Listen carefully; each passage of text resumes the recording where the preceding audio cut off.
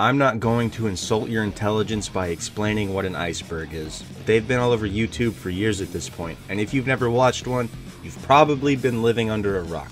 I will, however, insult your intelligence by telling you what a JRPG is. A role-playing game from Japan. These games are typically very story-heavy, with the player focusing on leveling up, forming a party that usually consists of 4 characters at any given time, and collecting the best gear available for each party member. Turn-based combat is also a staple of the genre. This iceberg was created by user AshleyWinchesters from Reddit, though I did make some editorial changes. Now that we got all that out of the way, let's get started. Starting off the first tier of this iceberg, we have Pokemon. If you clicked on this video, there is a 100% chance that you know what Pokemon is. Known as pocket monsters in Japan, in this franchise, you battle with creatures that you store in your balls and carry around to catch other creatures. A big priority and selling point of the Pokemon games is to catch them all. For being the most profitable intellectual property of all time, one would hope that they start putting effort into the games they release instead of churning out slop like they have been. I could sit here for hours and go on and on about the history of Pokemon and how important it is, but we all already know that stuff, so let's just move on to the second entry. Kingdom Hearts. In 2002, Square teamed up with Disney for one of the biggest crossovers in gaming history, combining Final Fantasy and Disney characters. Kingdom Hearts ditched the turn-based combat traditional to Final Fantasy games, in favor of a hack-and-slash style of gameplay, where Donald and Goofy team up with this kid in enormous shoes. The franchise has been a massive success, and there have been several sequels, and because of that, the story has become incredibly convoluted. Kingdom Hearts fans explain the plot difficulty level impossible. Fire Emblem. This iceberg had Fire Emblem split into 3 parts across multiple tiers, but I decided that I'm just going to knock it all out here. The first tactical role-playing franchise on this iceberg, Fire Emblem released in Japan in 1990 on NES. In these games, the player meets and adds characters to their party who are moved similar to that of pieces on a chessboard. Even though Fire Emblem is now one of the biggest JRPG franchises, the first appearance of Fire Emblem for the United States was in Super Smash Bros. In 2001, with the characters Marth and Roy on the roster. The game's director cites this along with the success of the similarly turn-based game Advance Wars as the reason for finally bringing Fire Emblem over to us dirty Westerners. We are not worthy. Xenoblade. Xenoblade Chronicles was never supposed to make it outside of Japan. It was through Operation Rainfall that Xenoblade Chronicles, The Last Story, and Pandora's Tower ever found its way into the hands of people in the West. Operation Rainfall was a grassroots fan campaign to put pressure on Nintendo to finally give us some decent Wii games, and they succeeded. Now Xenoblade Chronicles is one of the most well-known JRPGs in America, even with a port to the new Nintendo 3DS, which is very impressive. Final Fantasy. I was debating not even including this one, but since I did Pokemon, I guess I'll speak on it. Probably the most well-known JRPG franchise of all time. At the time of recording, Final Fantasy VII Rebirth has just released to great success, which is a remake of the game that many consider to be one of, if not the best game of all time. Final Fantasy VII is what really put the series and JRPGs as a whole on the map. Dragon Quest, released in 1986. It took much inspiration from fantasy elements in games from the West. It was known as Dragon Warrior in North America until 2005. There was a guy that you may have heard of, Akira Toriyama, rest his soul, who was commissioned to create art for the game to set it apart from other RPGs at the time.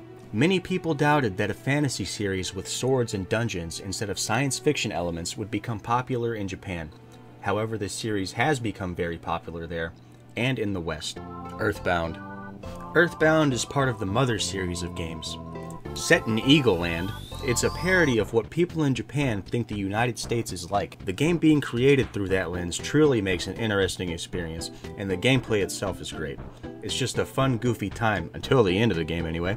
I, along with many other people, think it's strange and annoying how they decided to release the second game in the series in the West with no intention of releasing the first game until a million years later, but whatever. If you've never played Earthbound, I highly recommend it. Mario and Luigi. It's Mario. How could it not sell? In the Mario and Luigi games, you control both characters simultaneously. You can switch between Mario and Luigi with the other brother following behind. Similar to prior Mario RPGs, like Paper Mario and Super Mario RPG, players can time button presses to make their attacks do more damage, and even use the same method to dodge and deal counter damage. The development company, Alpha Dream, who is responsible for Mario and Luigi, just worked on Hamtaro Rainbow Rescue for the Game Boy Advance. I would have liked to have been in the room when the higher-ups from Nintendo came in and gave them that task, but they did a great job. Such a great job, in fact, that they went on to develop 6 more Mario and Luigi games, and even Mario and Sonic at the Olympic Games Mario and Sonic at the Olympic Games 2020. Persona. I'm saving the best for last. My own personal favorite franchise on this iceberg. I have several videos already talking about Persona. It's the reason I even make content. I could sit here and talk about it all day, but I'll keep it brief. Originally a spin-off from the Shin Megami Tensei series of games, the first 2 Persona games were closer to mainline SMT, but Persona 3 is where it really started to form its own identity, with the calendar system and social links. The series saw massive success with Persona 5 and is now one of the biggest players in the JRPG space. But let's get started with Tier 2, Chrono Trigger, one of the most beloved RPGs on the Super Nintendo. The development team included 3 designers that Square dubbed the Dream Team, and they weren't far off. Hironobu Sakaguchi, the creator of the Final Fantasy series, Yuji Horii, creator of the Dragon Quest series, and the legend Akira Toriyama. The plot of the game centers around a group of adventurers who travel through time to prevent the world from being destroyed. One of my own personal favorites, with an incredible soundtrack and visuals for the time. Chrono Trigger really pushed the Super Nintendo to its limits. It should be considered a crime to have never played this game. The Tales series. Tales of this, tales of that. If they ever run out of stuff to tell tales of, hell has frozen over. The first game was released in 1995 with Tales of Fantasia, and was followed up by 16 more games, with the most recent being Tales of Arise, breaking the 5-year gap since Tales of Berseria was released. Though it's considered a niche series in the West, it is one of the most important JRPG franchises in Japan. The series started gaining popularity in the West with the release of Tales of Symphonia for the GameCube. The World Ends With You, an action role-playing game developed by Square Enix and Jupiter, released in 2007, exclusive to the Nintendo DS. When I first saw this game back in the day, I thought it was just another Kingdom Hearts game, which makes sense because the development was inspired by Jupiter's previous handheld game, Kingdom Hearts Chain of Memories. The World Ends With You has an art style that was inspired by Shibuya's youth culture at the time. In 2018, The World Ends With You Final Mix was released for the Switch, which is the definitive way to play the game. Disgaea. The literal translation for the game's name in Japan is Hell Chronicles Disgaea, a tactical role-playing game similar to that of Fire Emblem mentioned in the first tier. Disgaea was first released in Japan in January of 2003. Each Disgaea game consists of a number of missions that the player undertakes from a central hub. From there, the player can manage equipment, team members, heal, and more. When the player is prepared, they can then travel to the next available mission. Missions are usually arranged in a number of chapters with cutscenes before and after to advance the plot. Secret of Mana. Released in 1993 and developed and published by Square for the Super Nintendo. Rather than using a turn-based system, Secret of Mana features real-time battles with a power bar mechanic. There's a unique ring command menu which pauses the action and allows the player to make decisions mid-battle. A second and third player can also drop in and out of the game at any time to help you during your playthrough. Bravely Default. One of the newer franchises on the list, first being released in 2012, Bravely Default was developed by Silicon Studios for the Nintendo 3DS. The game is set in a world which is kept in balance by 4 elemental crystals that are protected by a religious group with influence across the world. The 4 protagonists aim to reclaim the 4 crystals from darkness and confront a greater evil along the way. I really feel like I've heard this somewhere before. Golden Sun. The first 2 Golden Sun games were released in 2001 and 2002 for the Game Boy Advance. Golden Sun's story follows a band of magic-attuned teenagers called Adepts on a mission to protect the world of Weyard from alchemy, a potentially destructive power that was sealed away long ago. During their quest, the Adepts develop new magic abilities called Synergy, assist others, and learn more about why alchemy was sealed away. Ni no Kuni. Many people don't know this, But Ni no Kuni Wrath of the White Witch is an enhanced version of the original DS game released only in Japan with an extended ending. The DS game and Wrath of the White Witch were actually in development at the same time. You can tell just by looking at it, but the game's art style was influenced by Studio Ghibli, and the animated sequences were even produced by Legend of Heroes.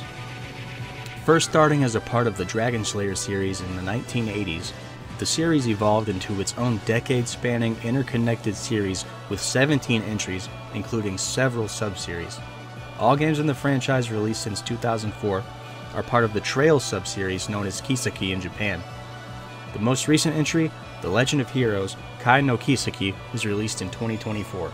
This is the second video of the JRPG Iceberg. Make sure you watch part 1. Or don't, I don't care, you can enjoy this video on its own, it's up to you. So let's get started! Starting off Tier 3, we have Dark Cloud. Originally intended as a launch title for the PS2 in March of 2000, the game wasn't released until December 2000 in Japan and May 2001 in North America, and in September for Europe. Thank God we have simultaneous releases now. Dark Cloud combines the mechanics of action RPGs with elements of city-building games to tell the story of a group of adventurers who fight against the Dark Genie who has destroyed many villages. Dark Cloud received mostly positive reviews from critics who praised its blend of gameplay types, but some criticized its combat as repetitive.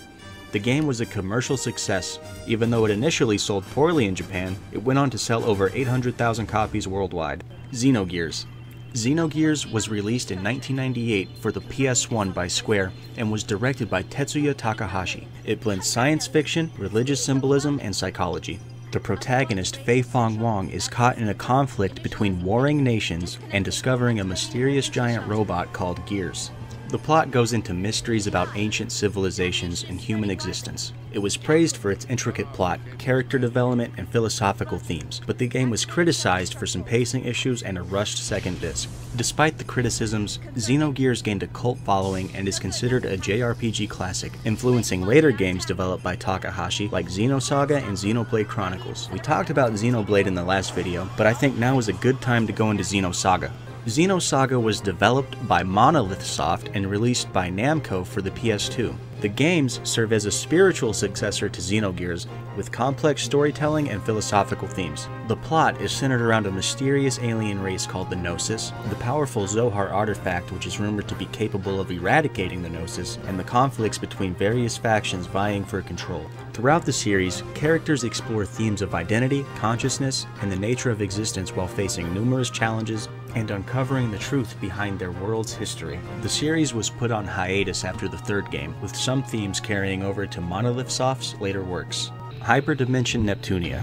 Hyperdimension Neptunia was first released in Japan on August 19, 2010 for the PS3. Developed by Idea Factory and published by Compile Heart in Japan, NIS in America, and Tecmo Koei in Europe.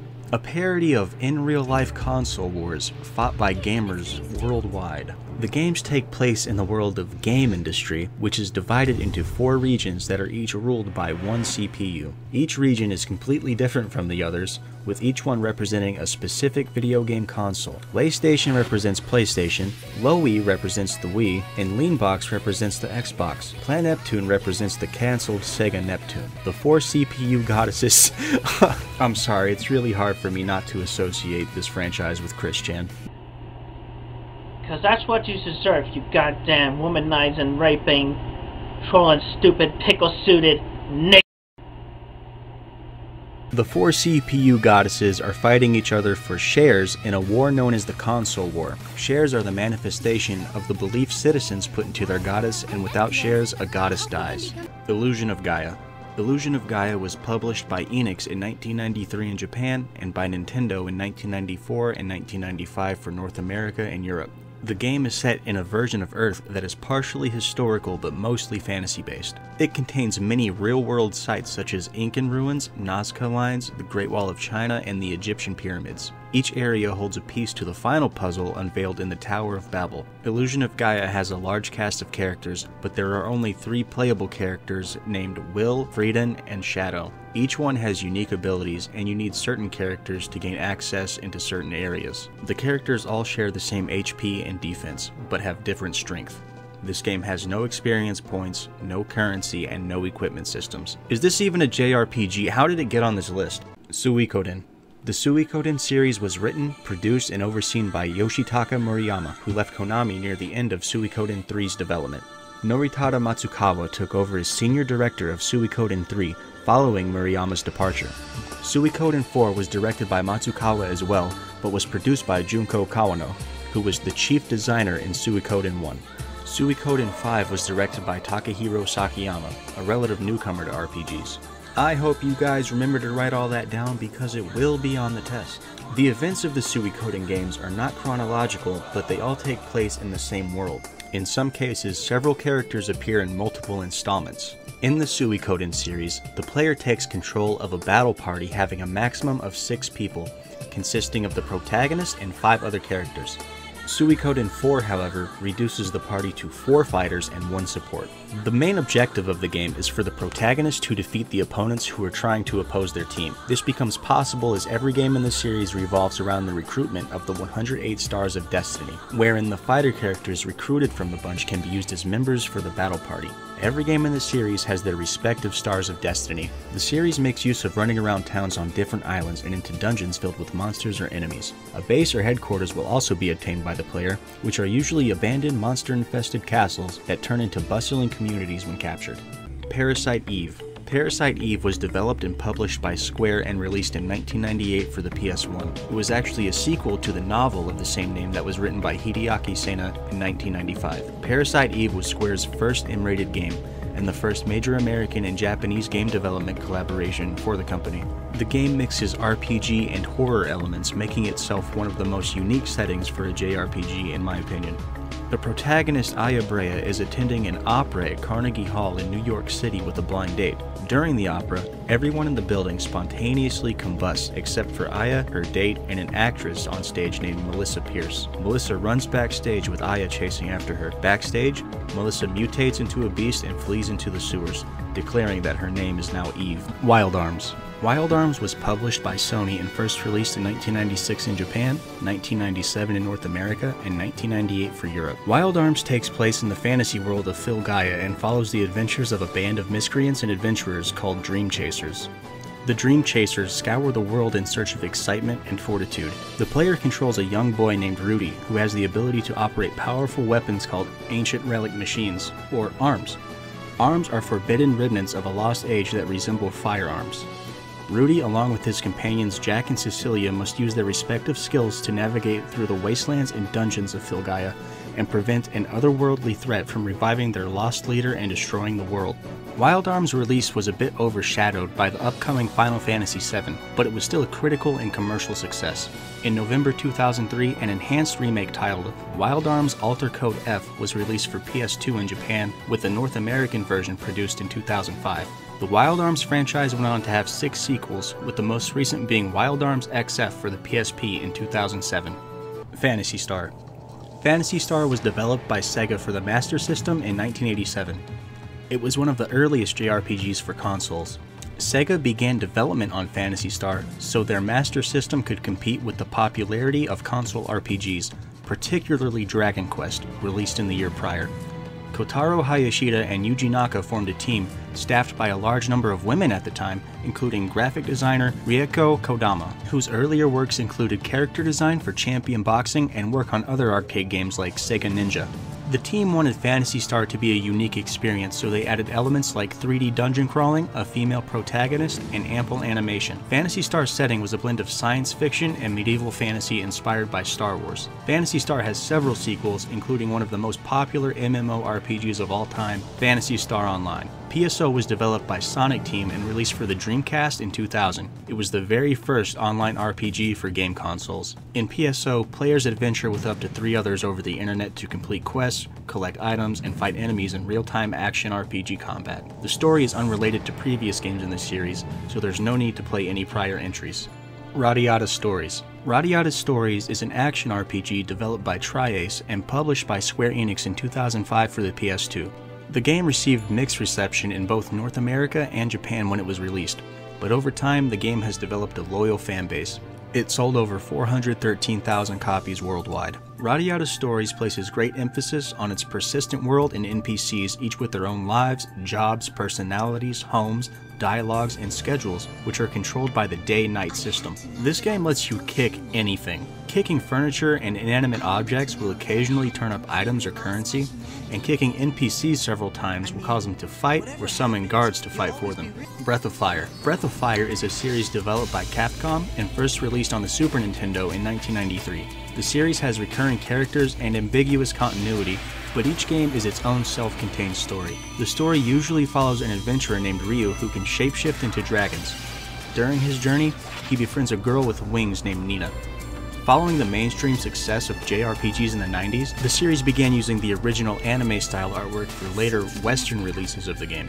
The most recent release in the series was Breath of Fire 6, which was a web-based multiplayer RPG with microtransactions. I guess we know what killed the Breath of Fire series.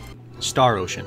Star Ocean was developed by Tri-Ace and first published by Square Enix in 1996. The original Star Ocean introduced a private action social system where the protagonist's relationship points with other characters are affected by the player's choices, which in turn affects the storyline and leads to branching paths and multiple endings. Star Ocean is known as one of the earliest real-time action RPGs to implement one of these systems. The developers at Tri-Ace, being fans of science fiction and space travel, created the Star Ocean series with a sci-fi setting in mind. They've cited Star Trek as one of their main influences for the game's visuals. While the first game included more fantasy elements to appeal to a broad audience, subsequent installments moved toward a sci-fi oriented feel. Yoshinori Yamagishi cites Star Ocean Till the End of Time as Tri-Ace's ultimate vision of the whole Star Ocean world. Yokai Watch. Yokai Watch is an RPG developed and published by Level 5 for the 3DS. It was released in 2013 in Japan, 2015 in America, and 2016 for Europe. The game is based on yokai, or strange apparitions of Japanese folklore.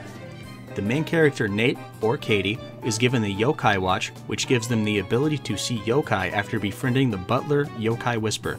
The player travels around town searching for and befriending peaceful yokai, battling hostile yokai, and solving problems caused by mischievous yokai. Yokai Watch sold over 53,000 copies in its first week, becoming the best-selling handheld game in Japan and the second best-selling game in Japan for that week, beaten only by Pikmin 3. And that's it for the third tier of the JRPG Iceberg from Reddit. Starting off Tier 4 of the JRPG Iceberg is Saga. Saga was first released in December 1989 and known as Final Fantasy Legend in North America. The Saga series was created by Akitoshi Kawazu, who worked on the first two Final Fantasy games. Nintendo's Game Boy was becoming popular worldwide, so Square president at the time, Masafumi Miyamoto, requested that a development team create a game for the system. Akitoshi Kawazu and Koichi Ishii, who was known for creating the Mana series, suggested that the game should be a role-playing game, thus making Makai Toshi Saga, which was the company's first handheld title. Kawazu states the main difference between Saga and Final Fantasy is that Saga was designed to be difficult.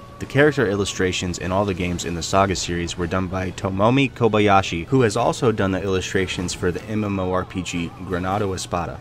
The Saga series emphasizes non-linear gameplay and open-world exploration, with its open-ended branching plot and free style of character development separating it from the more linear Final Fantasy series. Like the Final Fantasy series though, the stories in each Saga game shared little to no continuity with each other. Skies of Arcadia. Skies of Arcadia was developed by Overworks and released in 2000 for the Dreamcast. The player controls a young air pirate named Vice and his friends as they attempt to stop the Valuan Empire from reviving ancient weapons with the potential to destroy the world. Skies of Arcadia uses traditional JRPG systems but puts greater focus on exploration with the player flying an airship in 3D space. The development team included staff who worked on several series such as Panzer Dragoon, Phantasy Star, Sonic the Hedgehog, and the Sakura War series. Skies of Arcadia received critical acclaim upon release and is often regarded as one of the best games on the Dreamcast. A port for the GameCube, Skies of Arcadia Legends, was released in 2002. Shin Megami Tensei. Not Persona! The person who created this iceberg, along with the majority of Shin Megami Tensei fans, really want you to know that this series is not Persona. They don't even want to think about the possibility of socializing with another human, even if it's just in a video game. Megami Tensei, marketed internationally as Shin Megami Tensei, was created by novelist Aya Nishitani. I don't think Nishitani ever expected his work to lay the ground for one of the most influential video game franchises of all time.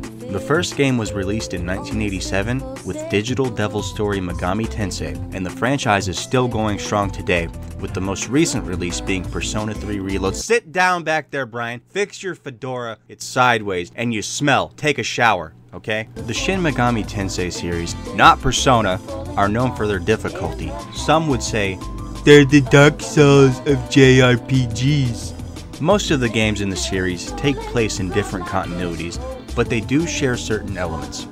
Most SMT games are set in a contemporary urban environment, specifically modern-day Tokyo. Post-apocalyptic worlds are a recurring setting for these games. The post-apocalyptic narrative for these games were originally made to set them apart from other fantasy gaming franchises of the time. Modern-day Tokyo was rarely seen in games as opposed to versions of it from the past. A key element of Shin Megami Tensei is the ability to recruit demons to fight alongside you, and the ability to fuse them together to create even more powerful demons. Games like Pokemon were definitely inspired by the demon recruitment mechanic, even if Game Freak will never outright say it. Helix.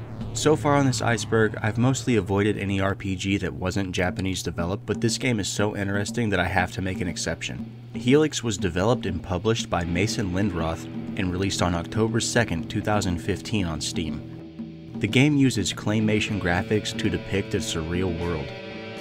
One of the top reviews on Steam says, if you mix a sleep paralysis demon with a lot of acid, you would get this game. Helix takes place on an archipelago in a world implied to be post-human and is divided into 3 acts, each one beginning with a prelude roughly describing the current plot events using partially randomly generated sentences. The primary goal of the game is to defeat Gibby, King of the Moon. Many of the game's NPCs speak using random text generation, with the player's goals primarily represented through environmental design. It is implied that Gibby is responsible for the incoherent dialogue found throughout the game. Arc the Lad. Arc the Lad is a series of tactical role-playing games first released in 1995. Developed by G-Craft and published by Sony, it's notable for being the first game to feature an orchestral soundtrack. Arc the Lad combines both tactics and traditional RPG elements, which would become a staple for the series.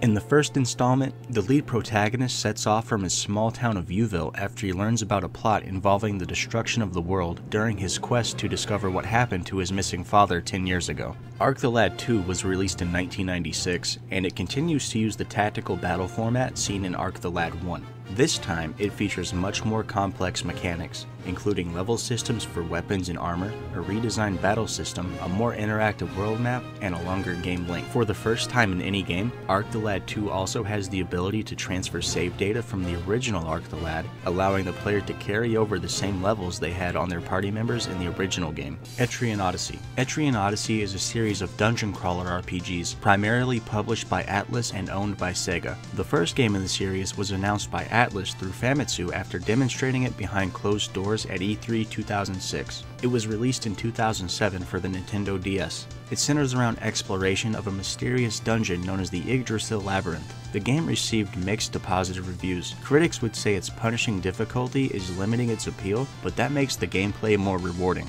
A remake for the 3DS was released in 2013, and a remastered version was released in 2023.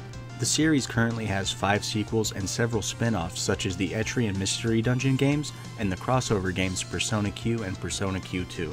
Lufia. Lufia was a series of games developed by Neverland. The games were originally published by Taito and its now parent company Square Enix. The games are primarily traditional 2D RPGs, but they draw on elements from other genres such as action-adventure, monster collecting, and puzzle games. In the 90s, the games were originally developed on the Super Nintendo, while the most recent installment was developed for the DS and released in 2010. The player advances the story by traveling through several harsh dungeons and encountering monsters along the way. These battles occur randomly every few steps or so, or in scripted situations, and winning them yields experience points that go toward leveling up the characters, giving them access to new abilities, and making them stronger in the process. The battles themselves take place from a first-person perspective, and require the player to use each character's strengths, such as physical attacks or magic use, as in many other mainstream RPGs. The series currently consists of 6 games, but somehow, I don't think we'll be seeing any more. Sorry to all 15 of you Lufia fans out there. Grandia. Grandia was developed by GameArts and published by Entertainment Software for the Sega Saturn in 1997. The game was ported to the PS1 in 1999 with an English version appearing in North America. The game was produced by much of the same staff who worked on the Lunar series, including Yoichi Miyagi and Noriyuki Iwadare. Grandia's environments are depicted as 3D maps with characters represented by 2D animated bitmap sprites. The camera follows the party from an angled third-person perspective, so it's often necessary to rotate the camera to see hidden items or passageways. Grandia is set in a world where societies thrive in an era of increasing technological developments. The story centers around Justin, an aspiring adventurer from Parm. He lives with his mommy Lily in their Justin lives with his mother Lily in their home in the upstairs floor of their family-owned restaurant. Justin's father disappeared years ago on an adventure. Lily is worried that her son will try to follow in her husband's footsteps, yet Justin insists that there are still uncharted parts of the world, despite the general perception that the end of the world, an insurmountable stone wall found on a newly discovered continent, has closed the book on the age of adventuring. Lunar. Lunar the Silver Star Story was developed by GameArts for the Sega CD in 1992. After a successful release, the game was localized by Working Designs for North America the next year. Lunar the Silver Star Story made use of the up-and-coming CD-ROM format by featuring high-quality audio, full-motion video, and voice acting to narrate a fantasy story set in a magical world. The game centers on the exploits of Alex, a young boy from a small town who dreams of one day becoming a great hero like his idol, Dragon Master Dine. When a childish adventure later turns to discovering an ancient dragon, Alex and his friends must journey across the world to gather the necessary power to become the next Dragon Master and save the world in the process. The game was remade for the PS1 as Lunar Silver Star Story Complete. Shiren the Wanderer. Shiren the Wanderer is actually a spin-off of Chunsoft's Mystery Dungeon series, an early roguelike. The game was first released in 1992 for the Super Famicom under the name Mystery Dungeon 2 Shiren the Wanderer. The protagonist Shiren and his talking weasel Kappa traveled through 30 areas on their way to the land of the Golden Condor. The developers noted that Shiren the Wanderer differed from other Mystery Dungeon games in that the Chunsoft staff create characters themselves, allowing them to express the Mystery Dungeon series more fully than with the other games, which are set in already created worlds, which Chunsoft cannot change. Shiren the Wanderer is still pretty niche, which is why I'm surprised it's not further down on the iceberg. But the series is still going strong today, with the latest release being The Mystery of Dungeon of Serpent Coil Island, released in 2024. Dragon Ball RPGs. I assume that this is in reference to the Legacy of Goku games, so that's what I'll be talking about. The Legacy of Goku games are an action RPG trilogy developed by Western developer Webfoot Technologies for the Game Boy Advance. The 3 games cover the story of Dragon Ball Z. The Legacy of Goku was released in 2002, with the sequel Legacy of Goku released in 2003, and Boo's Fury released in 2004, which dropped the Legacy of Goku title because, well, you know, he was dead. With the first game being developed in the West, it didn't see a release in Japan, but due to its success, they decided to release the second game over there. I'm guessing it didn't go so well since Boo's Fury never saw a Japanese release. Baten Kaitos. Baten Kaitos was developed by Monolith Soft for the Nintendo GameCube and released in 2003 in Japan and 2004 in North America. The game plays as a typical JRPG, but the player doesn't directly play as the protagonist, but instead a guardian spirit that directly interacts with the protagonist through text dialogue tree response options. Characters will sometimes address the player and ask questions, giving the sensation of breaking the fourth wall. The world of Baten Kaitos is centered around Magnus, or magic cards, that allow humanity to store the essence of objects or powers in them for later use. Prior to the game's events, in ancient times, an evil god Malpersio invades the planet and sucks all the water out of the ocean. Legendary heroes seal his power away with the 5 all-powerful End Magnus, but the planet is left uninhabitable, and humanity is left to migrate and live among floating continents in the sky. This causes humans to evolve and grow wings. Live Alive. And yes, that is how you say it. Okay, I double-checked, I triple-checked. You can check the Japanese pronunciation. This is how you say it. It is Live Alive. Not live alive, live alive, live live. It's Live Alive. Raibu Araibu. Live Alive was developed and published by Square in 1994 for the Super Famicom, and a remake was published by Square Enix in Japan and Nintendo worldwide for the Nintendo Switch in 2022 with HD 2D graphics. The game follows 7 different scenarios across different time periods, with 2 unlockable scenarios linking the narratives together. Gameplay is split between exploration and turn-based combat played out on a grid. The production for Live Alive began in late 1993, and it was the directorial debut of Takashi Tokita, who is the lead designer for Final Fantasy IV and also worked on Parasite Eve and Chrono Trigger. Valkyrie Profile. Valkyrie Profile, or just Valkyrie, is a series of games created by Masaki Norimoto and Yoshiharu Gotanda. It was developed by Tri-Ace and published by Square Enix. The series has been distinguished for its inventive gameplay, and is known for its muted colors and melancholic ambiance. Players take the role of a Valkyrie, one of a host of female figures who choose warriors who may die in battle and lead them into the afterlife. The most recent release was Valkyrie Elysium in 2022, and it received average reviews. Rune Factory. Rune Factory is a series of RPG simulation games created by Yoshifumi Hashimoto and developed by Hashimoto's studio, Hakama, who took over from Neverland, who shut down in 2013. The series began as a spin-off of Story of Seasons, formerly known as Harvest Moon.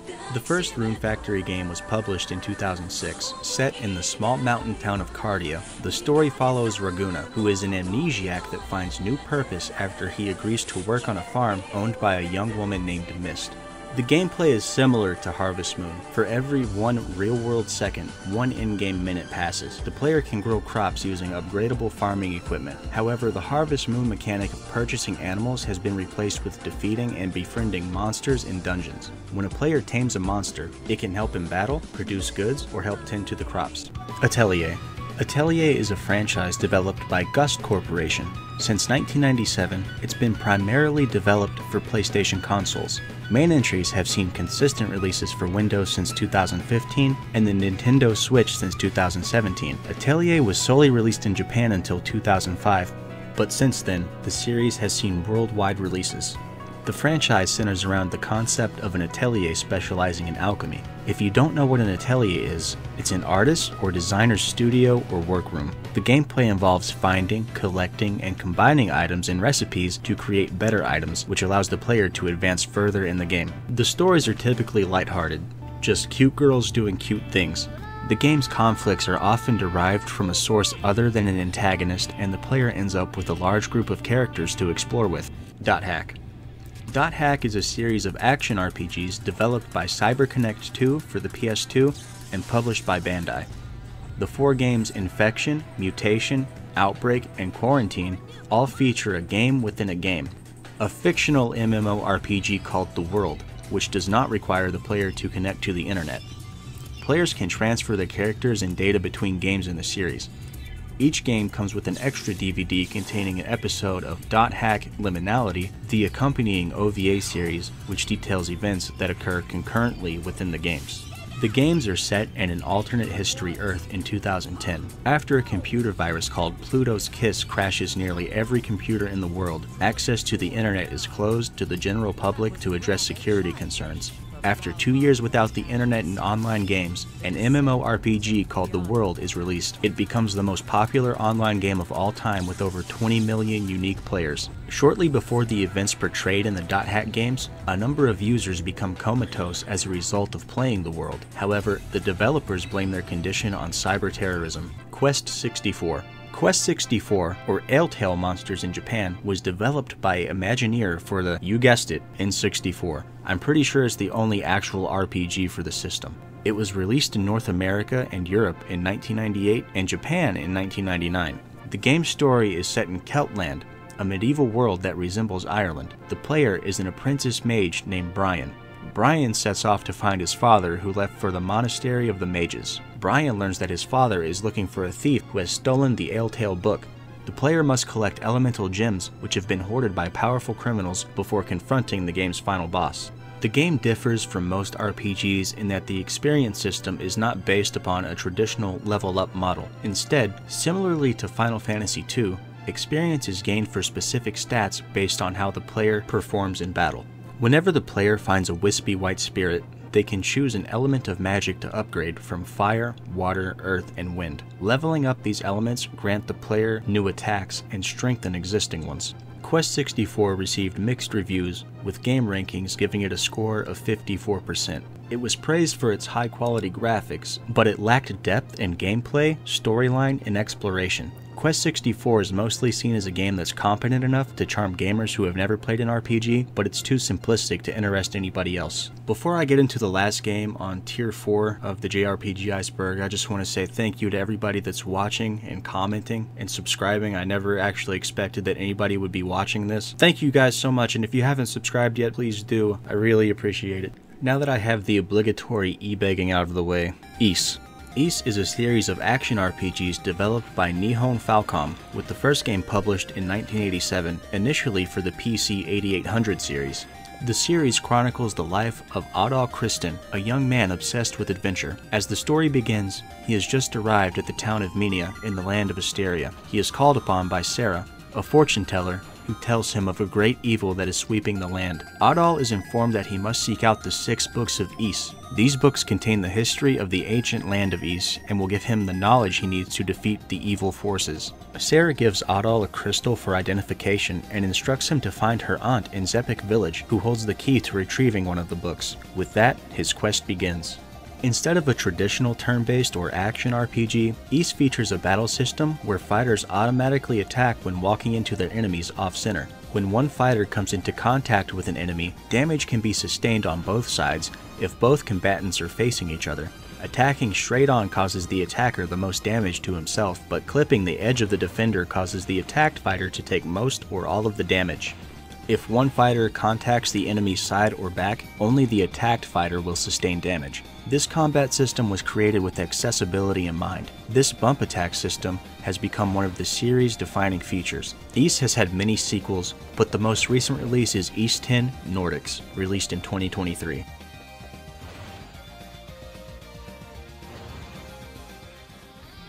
We've made it to Tier 5 of the JRPG Iceberg, and I want to start this one off with a game that I know a few of you have been waiting for, Front Mission. Front Mission is a tactical RPG developed by G-Craft and published by Square. It was released on February 24th, 1995 for the Super Famicom. Did we get it in America? Of course we didn't. A remake of the game named Front Mission First was developed by Square Enix and released for the PS1 in Japan on October 23rd, 2003. It included new content and offered a new scenario to play through. Did we get it in America then? Of course we didn't. Front Mission First was ported to the Nintendo DS with even more additional content and was released in Japan on March 22, 2007. Did we get it then? Yes, actually, we did, on October 23rd of that same year. Front Mission First received another remake titled Front Mission First Remake and was developed and published by Forever Entertainment for the Switch in late 2022. The game progression in Front Mission proceeds in a linear manner. You watch the cutscene, complete the missions, set up the mechs during intermissions, and then sortie for the next mission. As the player progresses, new locations are revealed on the map. Towns and cities act as intermission points where the player can organize and set up their units for the upcoming mission. Players use playable units called Wunzers, which is a term for mecha derived from the German word Wunderpanzer, or walking tank. Each specific body part of a Wunzer has a specific function and its own health points. Legs enable movement and evasion. Arms are necessary to use hand and shoulder weapons, and the body maintains operability. When the body is destroyed, the Wunzer is removed from play completely. Set in the year 2090, the story takes place on Huffman Island, which was created by volcanic activity south of Mexico's west coast in 1995. In 2002, the land was classified as an island and was ceded to the United Nations control, but in 2020, the USN, which is a unification of North and South American countries, made a bid for the control of the island after withdrawing from the United Nations. The Alliance of South Asia, Southeast Asia, and Australia, known as the Oceania Cooperative Union, dispute this claim when the two superpowers colonized the island in 2065.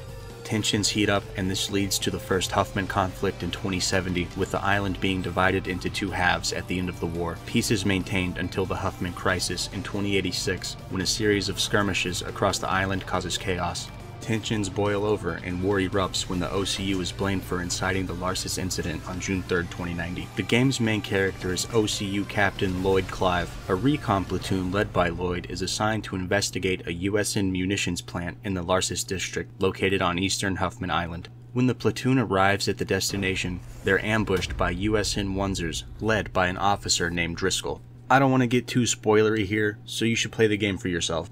Blue Dragon. Blue Dragon is another game with the golden touch of Akira Toriyama, rest in peace. The game was developed by Mistwalker and Artoon and published by Microsoft for the Xbox 360.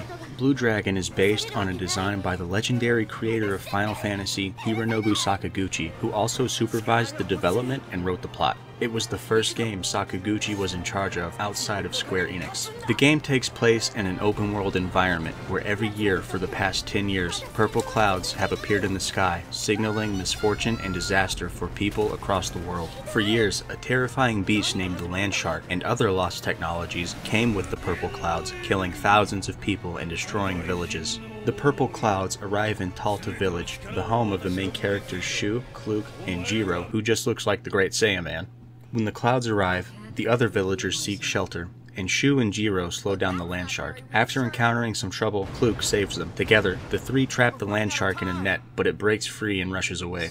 The land shark stops in an ancient ruin that Shu, Kluk, and Jiro explore. They discover that the land shark is actually a machine called a Mechat. It comes to life and sails into the sky, carrying the three friends with it, and they arrive at a giant base in the clouds. They're tossed into the throne room of the leader Nene. The friends battle Nene, but they're easily defeated and thrown out of the base, but a beam of light catches them and brings them back. The party finds three small spheres in the middle of the room, and a mysterious voice tells them to swallow the spheres. When they do, a strange transformation happens to each of them, changing the forms of their shadows into powerful beings. It burns! I'm dying! It hurts! I don't think this was such a good idea!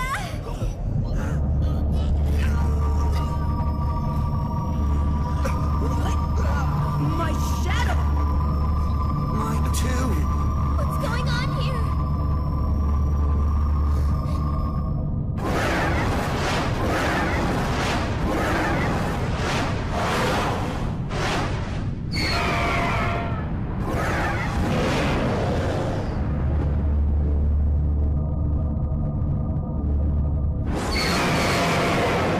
This game is just Persona with DBZ art, bro. Lost Odyssey. Lost Odyssey was developed by Fieldplus and planned by Mistwalker for the Xbox 360. It was published by Microsoft in 2007 in Japan and 2008 in the West. The story follows one of a select group of immortals who have lost their memories. While confronting threats generated by the world's approaching magical industrial revolution, he must also face the pain brought by his returning memories. The first discussions surrounding Lost Odyssey began in 2003, with development beginning the following year. After running into some problems, Fieldplus was established as a dedicated studio to work on the game. The story was written once again by the legendary Hironobu Sakaguchi and Japanese author Kiyoshi Shigematsu, who is one of the best-selling authors in Japan. Sakaguchi wanted to create a story that focused on evoking human emotions, and he wanted to keep gameplay within genre traditions so that he could experiment with the story. Even though the game went through a difficult development, it received great reviews, with Famitsu giving it a score of 36 out of 40. The main issue critics took with the game was its deliberately old-school mechanics. Never trust the critics. Cosmic Fantasy. Cosmic Fantasy is a series of games created by manga artist Kazuhiro Ochi, whose work you have seen even if you don't know it yet.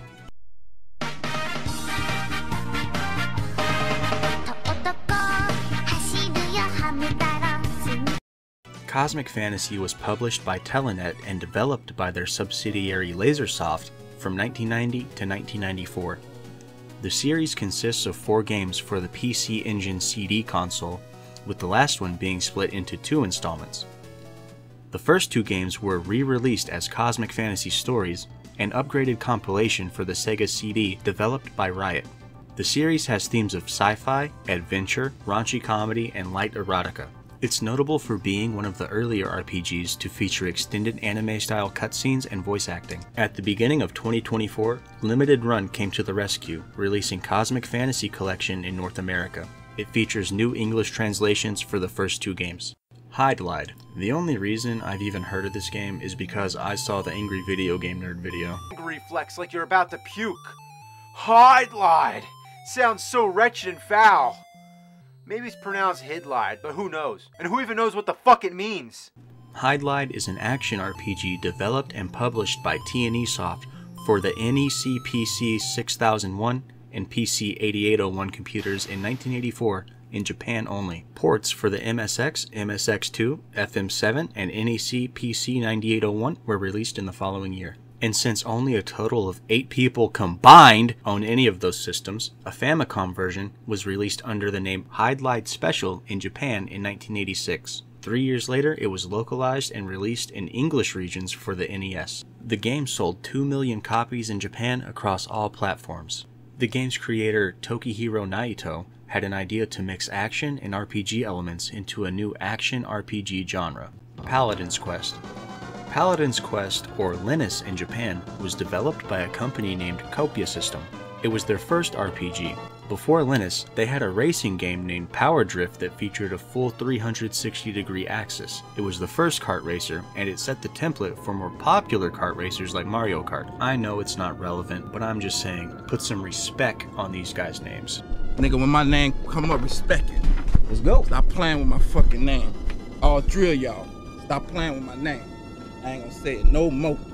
Put some respect on my name. You understand me? When y'all saying my name, put some respect on it. The plot centers on a boy named Chesney who, on a dare, activates an ancient machine called Dahlgren and releases a being of immense power and evil. As a result, the magic school is destroyed and the headmaster orders Chesney to destroy Dahlgren at whatever cost before it destroys the world. The player travels through dungeons, towns, and an overworld map, battling in random encounters. In battles, the game switches to first person. The magic system has no form of MP for characters. Instead, the characters cast spells by spending their own HP.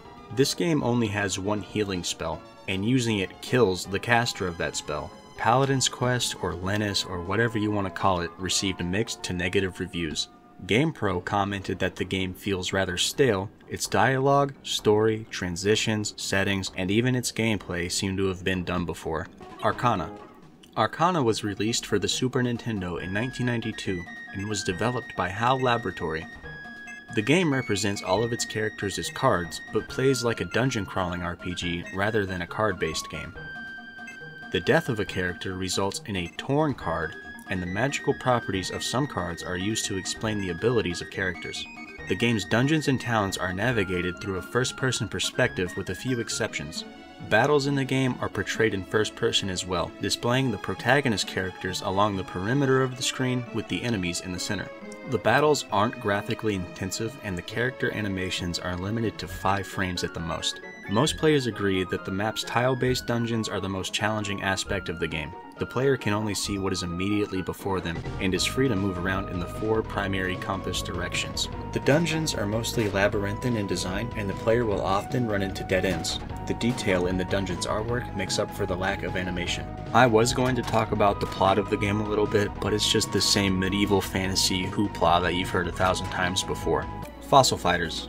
Fossil Fighters is a trilogy of games for the DS and 3DS, with the first 2 being developed by 4 companies: Nintendo SPD, Red Entertainment, M2, and ArtDink, and the final game developed by Spike Chunsoft.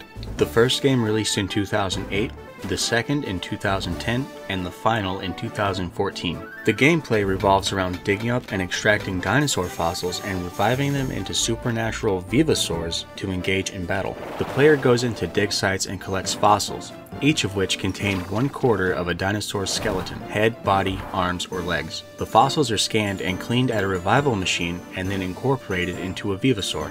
Vivasaurs with the head fossil integrated are used in turn-based combat against opposing Vivasaurs. Up to 3 of the player's Vivasaurs may challenge up to 3 of an opponent's. Each team has access to 1 attack zone, 2 support zones, and 1 escape zone. The basic strategy is to use attacks with an attack zone Vivasaur, while support zone Vivasaurs give statistical bonuses to your own Vivasaur or penalties to the opponent. Fossil Fighters uses a system of elemental balance where each Vivasaur has an elemental affinity. Fire is weak to water is weak to air is weak to earth, and earth is weak to fire. The neutral element has no strengths or weaknesses, and the legendary element, which is only granted to the player in special circumstances, functions identically to the neutral element. Custom Robo. Custom Robo was developed by Noise and published by Nintendo for the N64 in December 1999.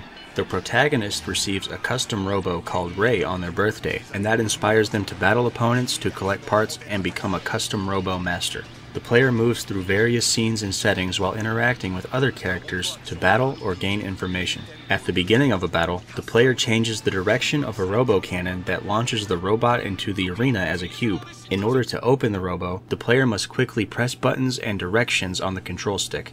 The player may have more or less difficulty opening the robo, depending on what side the cube lands. The game went on to have 4 sequels, with only the 2 most recent entries being released in North America. Custom Robo Battle Revolution was released in 2004 for the GameCube, still developed by Noise. The game received mixed reviews at the time, but in retrospect, the game has been praised and is frequently featured in Best GameCube Games lists. Custom Robo Arena released in 2007 in North America for the DS. It's actually the only game for the DS to feature a 2-player mode with the Nintendo Wi-Fi connection including voice chat, multi-card play, and DS download play. Little Town Hero. This may actually be the most recent game to be released on this entire Iceberg. Little Town Hero was developed and published by Game Freak. That's right, it's the Pokemon people. It was released for the Switch in October 2019 before being ported to PS4, Xbox One, and Windows in 2020. The critics gave it mixed to negative reviews. I guess that's what happens when Game Freak tries to make an RPG without the Pokemon marketing cheat code. I guarantee if this game had Pokemon in the title, it would have sold 10 million copies on the weekend that it was released. The protagonist is an adventurous young man named Axe. He wants to see the world outside of the town he grew up in, but the town's citizens forbid everyone from leaving as they consider the outside world dangerous. Everything changes when a large monster invades the town, threatening the villagers who have never seen monsters before. Axe discovers a mysterious stone within the coal mine, and he finds himself able to harness the power of Eureka, or ideas given form. He drives back the monster, and with his newfound power, Axe sets off on a journey to uncover the hidden secrets of the town. The game does have a quality soundtrack, with it being composed by Undertale developer Toby Fox. Rhapsody: A Musical Adventure. Rhapsody is a tactical RPG developed and published by Nippon Ichi Software for the PS1. It was released in 1998, and a version for the Nintendo DS was released in 2008. The game was released for the Switch as part of the Penny Presents NIS Classics Volume 3 compilation. Rhapsody and its sequels are considered musical RPGs. This is a term that I've never heard in my life, but it means that in place of FMV cutscenes, there are musical numbers complete with vocals. The game is also known for its overwhelming cuteness and low level of difficulty. There are random encounters in this game, like a lot of JRPGs of the time, but unlike most of those games, the player can save at any time except during battle. The battles tend to last less than a minute, with the exception of boss battles, making this game truly unique from other tactical RPGs. Magical Vacation. Magical Vacation was released on December 7th, 2001, and was a Japanese exclusive for the Game Boy Advance. The game was developed by Brownie Brown, now known as 1UP Studio Incorporated, who you may recognize for games like Fantasy Life and the more recent 3D Mario titles.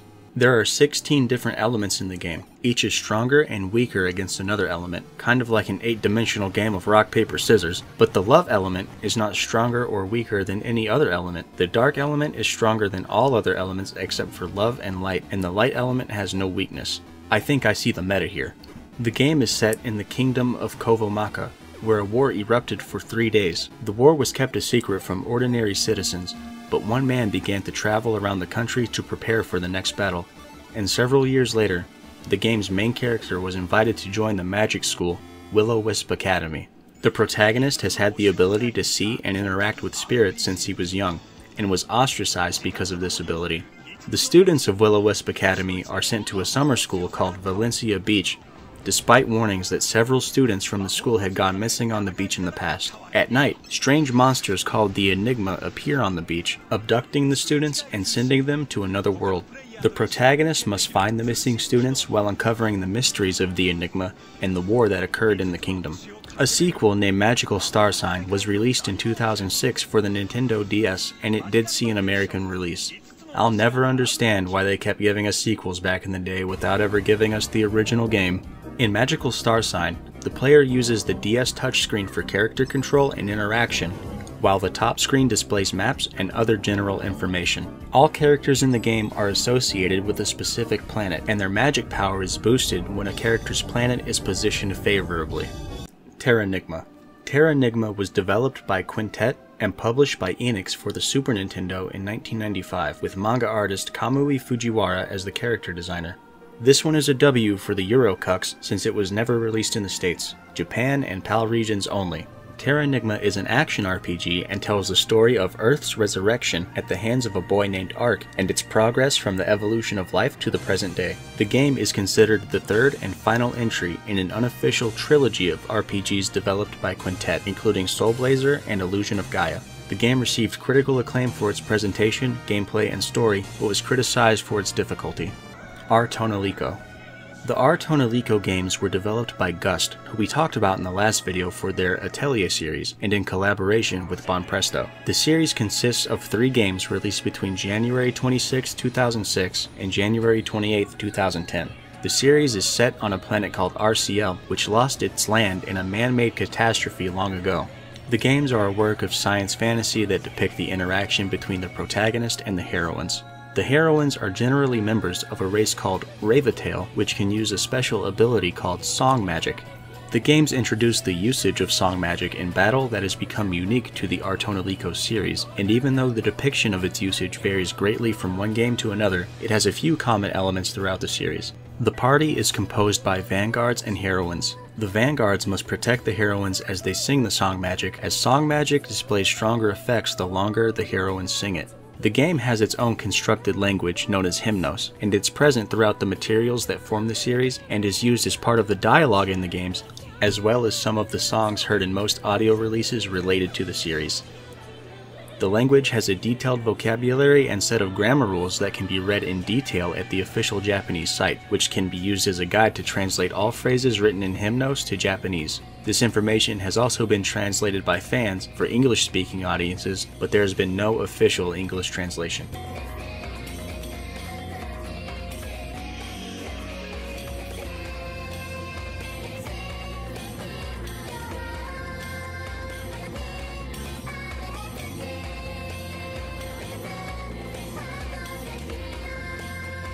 Tier 6 of the JRPG Iceberg, we are starting with the 7th Saga. The 7th Saga was developed by a company called Produce! There's an exclamation in the name, so I have to exclaim it. And it was published by Enix for the Super Famicom in 1993. There are 7 playable characters including humans, an elf, a dwarf, robots, a demon, and an alien, with each one having their own items and abilities. Having 7 different characters to play as adds great replay value to the game. The characters are recruited from different walks of life and corners of the globe by the King Lamil. After 5 years of training, Lamil dispatches his apprentices on a quest to obtain the 7 runes. Each rune possesses a great power that can be used by the person who wields it. The one who collects all 7 runes will become Lamil's heir. The player chooses one of the characters who all separately go on a quest to find the magic runes. You can partner up with one of the other characters to form a team and fight against the other playable characters for the runes. The game also innovated with the use of a radar in the game's heads-up display that allows the player to see enemies approaching, meaning that encounters are not entirely random. Mystic Arc. Mystic Arc released in 1995 for the Super Famicom and was planned to be a sequel to the 7th Saga, but it was only released in Japan. The protagonist awakens in a mysterious temple on an unnamed island. As they explore the temple, they discover that to get back home, they must travel to various worlds within the temple and collect the arcs that are located in each world. After collecting all of the arcs, they are given access to the last part of the temple, where they must confront the final boss and get back home. A sequel called Mystic Arc Maboroshi Gekijo was released for the PS1 in 1999. Despite the original being an RPG, the sequel was an adventure game. Klonoa Heroes Legend of the Metal Star. This game was developed and published by Namco for the Game Boy Advance in December 2002 for Japan only. It's a unique twist on the Klonoa games. Rather than a platformer, this game is an action RPG played from a top-down perspective. The game is set in an alternate universe from the other games. In this game, Klonoa lives in his hometown Breezegale and is aspiring to become a true hero. His dream is to obtain a hero medal, which is a mystical medal that serves as the sign of a hero. Klonoa and his friends travel through 8 worlds separated into several small levels called visions. At the end of each world, the characters must fight a boss. Metal Max. Metal Max was created by Hiroshi Miyaoka and his studio, Createch, and was developed in collaboration with Data East for the NES in 1991. The game is set years after the fall of modern human civilization in a post-apocalyptic world where surviving humans cluster in underground villages and ruins, while monster hunters fight the monsters and outlaws outside. Most titles feature open-world gameplay, with one of the key features being that players are given the ability to end the game at any time and complete quests in any order. Due to some trademark trouble, in 2005, the game started being released under the name Metal Saga. But I guess they got those shenanigans sorted out since they started using the Metal Max name again in 2010. There are 6 Metal Max games and 5 Metal Saga games in addition to remakes. Most titles only saw release in Japan, with the first Metal Saga game being the only console title localized for English markets. Treasure Hunter G. Treasure Hunter G is a tactical RPG developed by String Entertainment and published by Square in Japan in 1996 for the Super Famicom. The game is often compared to Shining Force. There are 2 types of gameplay: adventuring and combat. Adventuring is done similarly to Squaresoft's other RPGs like Chrono Trigger and Trials of Mana, and combat takes place on a grid with movement and fighting consuming action points. The antagonist of the game, the Dark King, was sealed away until a treasure hunter releases him by accident while attempting to obtain the treasure. Now the team of Red, Blue, Rain, and Ponga have to stop him. The game has a fantastic soundtrack, with the 2 composers being Hitoshi Sakimoto and Masaharu Iwata, who have massive bodies of work including a ton of other games. If you're enjoying the video, please consider subscribing. It would really help me out. Like the video, comment something. It doesn't have to be positive. You could tell me I'm a piece of shit or a fucking retard. I don't care. I appreciate everybody watching. Thank you. Eternal Sonata.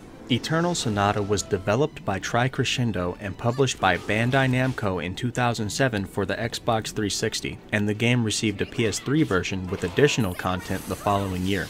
The game is centered on Polish composer Frederick Chopin, who died of tuberculosis at 39 years old in the year 1849. The story envisions a world dreamed by Chopin in his last hours that is influenced by his life and music. Chopin himself is a playable character among others. The game features a selection of compositions by Chopin, played by Stanislav Bunin. However, the game's original pieces are composed by Motoi Sakuraba, who has a history in video game music dating back to 1989 and is still composing for games released in 2024. The game mostly takes place in Chopin's dream world, with segments in the real world where Chopin is on his deathbed. The story is divided into 8 chapters, with each one being represented by one of Chopin's pieces and relating to the events of his life. Captain Tsubasa RPGs. Captain Tsubasa is a popular soccer manga and anime. With a series as popular as this, there are bound to be several games that come with the popularity. Several of these games are actually RPGs.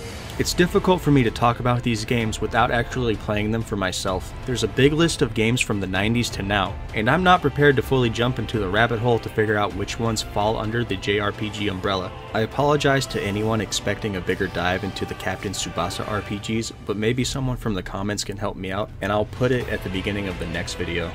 Dragon Slayer.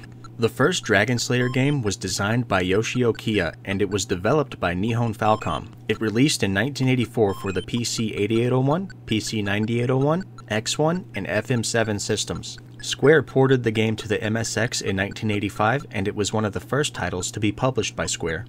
Epic ported the game in 1986 for the Super Cassette Vision, and again in 1990 for the Game Boy. Dragon Slayer is an early example of an action RPG from Japan, with its biggest competitor at the time being Hydlide. I actually talked about the Dragon Slayer series in the first video because a spin-off of the Dragon Slayer franchise known as Legend of Heroes gained much more notoriety and overshadowed Dragon Slayer entirely. There have been a few games on this iceberg that are not Japanese developed, and every time that I come across one that I have to cover for the video, I go back and forth with myself on whether or not to include it, and this next one is no different. But I did decide to include it because I think it's going to make a lot of you furries out there excited and run out and buy the game right now and support this small indie developer. Super Lesbian Animal RPG is a game developed by Bobby Schroeder, also known by the handle Ponette. While the game wasn't Japanese developed, the JRPG DNA is still there. It was released in December 2022, and it uses the RPG Maker VX Ace engine. I'll just read from the developer's website as it summarizes the game better than anything I could write. Super Lesbian Animal RPG is a game about love, anxiety, and fighting funny-looking monsters in dungeons, and their friends Claire, a rule-bending witch, and Jody, a dependable knight. Over the course of their journey, our inexperienced heroes will meddle with forces beyond their control and find themselves responsible for the fate of their hometown. They'll also fight some spherical frogs, travel to a forgotten land in the sky, befriend a robot or two, and piss off the local librarian, but that should go without saying. Treasure of the Rudras. Treasure of the Rudras was released by Square in 1996 for the Super Famicom. The plot incorporates elements from Indian regions, with the central focus being on the Wheel of Time or Wheel of History. Every 4,000 years, the world is destroyed and recreated by a Rudra. In the ancient Hindu text, the Rig Veda, the Rudra is praised as the mightiest of the mighty. Rudra means who eradicates problems from their roots. The story takes place during the final 15 days before humans are scheduled to be eradicated. This forces the 4 main characters who were chosen by fate to go on a quest to avert the catastrophe while uncovering the source of it all. The gameplay is similar to other Square RPGs, with one notable deviation being the mantra system, where players can create their own spells by using prefixes and suffixes contained within the game. Monachemia. Monachemia, Alchemists of Alrevis is actually a spin-off of Gus' Atelier series. It was released in 2007 for the PS2, and it shares many similarities with the Atelier Iris trilogy. The player can create weapons, armor, and items through alchemy. A new alchemy wheel feature was added which allows the player to adjust the quality of the ingredients used in the recipe. Recipes are learned over the course of the game by finding or buying recipe books, talking with characters, or they can be extrapolated from existing recipes by altering the ingredients list. The game is focused on Vane Aurelius, the son of a legendary alchemist named Theophrodus, who disappeared sometime after Vane's birth. Since then, Vane has lived as a hermit, with his only companion being a mana in the form of a cat named Sulfur.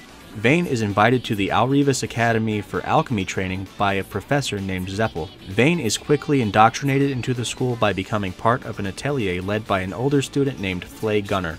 More students join the workshop, and the 8 characters complete assignments, learn the skills of alchemy, and allow the workshop to prosper. Sailor Moon: Another Story. The game is based on the popular manga and anime series Sailor Moon, and it takes place between the 3rd and 4th seasons of the anime. The game was created over the course of 2 years by a team comprised mostly of those who worked on previous Sailor Moon titles for the Super Famicom. The player takes control of either the 5 Inner Guardians or the 4 Outer Guardians to protect Crystal Tokyo from a group of rebels and several of their previously defeated enemies who were resurrected by the sorceress Apsu, who wishes to alter the past to change the future to her liking with the goal of attaining the Silver Crystal. Dual Orb. Dual Orb is a game developed and published by a company called IMAX for the Super Famicom in 1994 for Japan only. The main character Ralph is given a task by one of the 2 powerful dragon gods that rule the world to protect it from evil. Ralph meets and teams up with a priest named Theo, an adventurer from the underworld named Liz, and a member of the fairy race Lumius. The game received a sequel that was also exclusive to Japan, but it received an English fan translation. The original Dual Orb still hasn't received any form of translation. According to some discussion on the romhacking.net forum, it seems agreed upon that the first Dual Orb just isn't a very good game, and the internal coding of the game makes it difficult to hack. It just seems like it overall isn't worth it for anyone to hack this game. If anyone watching this video has the ability, this is your chance to become legend. You can be the one to translate the game that no one wants to play. Telefang. Mobile Phone Beast Telefang is a duology of games developed by Natsume Co. Limited and published by Smilesoft, released in Japan only in 2000 and 2002 for the Game Boy Color.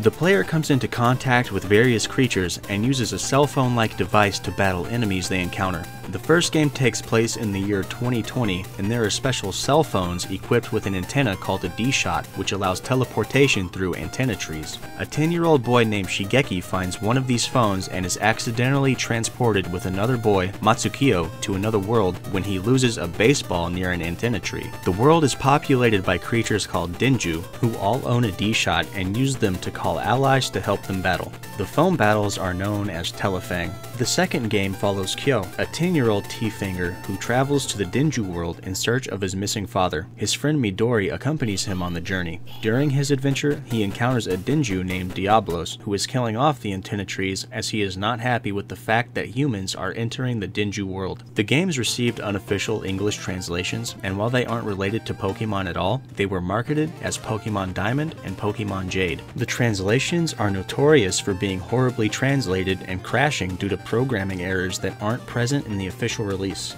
Beyond the Beyond. Beyond the Beyond was developed by Camelot Software Planning, who is probably most known for their Shining series, and it was published by Sony for the PS1 in 1995 in Japan and 1996 in the US.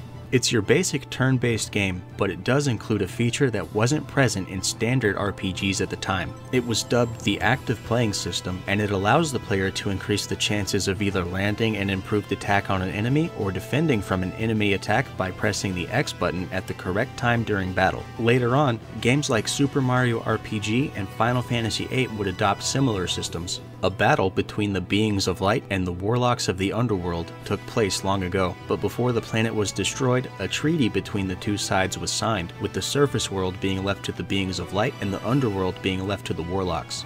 After hundreds of years of peace, bad things start happening, and the main character Finn must stop the evil power that has broken the treaty and invaded the surface world. Reciteer.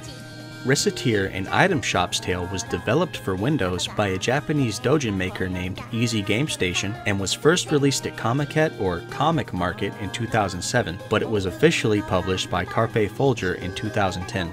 The player is placed in the role of Risette Lemongrass, who is the daughter of a shopkeeper who left to be an adventurer but mysteriously disappeared. Risette's father was in debt to Terme Finance, and she is forced by Terme's representative fairy, Tyr, to rebuild her home into an item shop to pay off the debt. She opens the shop as Reciteer, which is a combination of her name and the fairy Tyr's. The items the player sells at the shop are obtained from dungeon crawling. The game has a daily cycle, with the objective being to repay the entirety of the debt within the given time frame of 1 month. If you miss the deadline, the game ends with Risette having to sell the shop and live in a cardboard box. The success of Reciteer allowed Carpe Folger to go on to localize other doujin projects, and it helped pave the way for more doujin games to reach international markets. Before I start Tier 7, I want to go back and talk about the Captain Tsubasa RPGs that I mentioned in Tier 6 but had no clue about. Luckily, Pain666 in the comments left some good information. I've told them in the past that I would use their information in a video and I completely forgot, so I'm making sure I get this one in there. Thanks a lot, Pain, I really appreciate it. According to their comment, the Captain Tsubasa games that are considered JRPGs are Tsubasa 1 and 2 for the NES, and 3 and 4 for the SNES. Maybe J for the SNES as well, and Tsubasa for Sega CD is JRPG. They also say first Tsubasa was localized as Tecmo Soccer Cup, and as far as I can tell, all of the Captain Tsubasa games were developed by Tecmo. Now with that out of the way, we can start Tier 7. Starting off Tier 7 are NES D-makes of Tales of Phantasia, Final Fantasy VII, and Chrono Trigger. A D-make is a remake of a game, but with older graphics, typically for older consoles. I can't find anything about the specific studio or individuals that developed these ROMs, but I can tell you that they come from China. It comes from China. Meriminoid. Shinkai Densetsu Meriminoid is a 24-episode anime series written by Nobuaki Kishima, Yasushi Hirano, and most notably Kenji Terada, whose work includes many other popular anime, and he was even a scenario writer for the first 3 Final Fantasy games. The anime aired on TV Asahi from October 9th, 1997 to April 2nd, 1998. An RPG for the PS1 based on the anime was developed by Shout Design Works and published by Shing in August 1999, exclusively for Japan. The player is a mermaid trying to find the secrets of her race. From what little information I found on this game, it seems agreed on that the game is average at best. If nothing else, I have to say that at least the UI is aesthetic. Kanye Quest. Kanye Quest 3030 was created by a developer named Phoenix and released in July 2013 for Windows. The game is unlicensed and not authorized by Kanye West himself. Kanye Quest is a hip-hop themed sci-fi RPG where Kanye West falls into a portal that sends him to the year 3030. Many other rappers appear in the game like Eminem, Nicki Minaj, MF Doom, and a clone of Lil B the Bass God, who is the main antagonist. In 2015, it was discovered that if the player typed the word "ascend" into a dialog box, it would reveal a secret section of the game, and the player would be told that this area was designed to teach them something beneficial. If the player goes backwards, they will enter a room with a QR code, which has to be screen captured at multiple points in order to form the whole code. The website that was linked to the QR code had nothing but the name Phoenix Gregory placed on the screen in a Comic Sans font. After inputting all of the needed codes, the player would be teleported to a final terminal that would congratulate them on their ascension, and then prompt for another code.